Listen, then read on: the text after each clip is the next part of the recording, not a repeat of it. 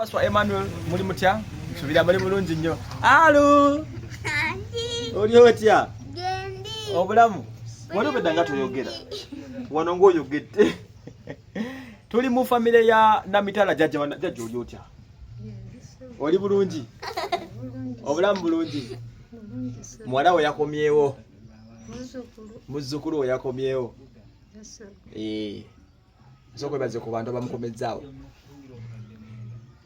Nebaza bonna bakoze omulimu ogw'ettendo. Okay.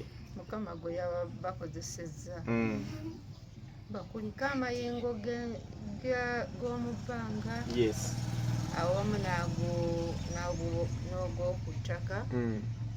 Obulamba wa Mukama yekka yaba abasasula, nze sirina kyabasasula. Amiina. Nga wiraba mukalabirwamu. Nengera nno. Kyali kiri kuona omulenzi. Bana ngono ye mutabani wa Namitala. Tuliko eno mu family katono. The full story is coming. Ne Jaja. Gentegeddeko nti ali mu ddwaliro. Naye nga yakomezeddwa awo nga mulamu.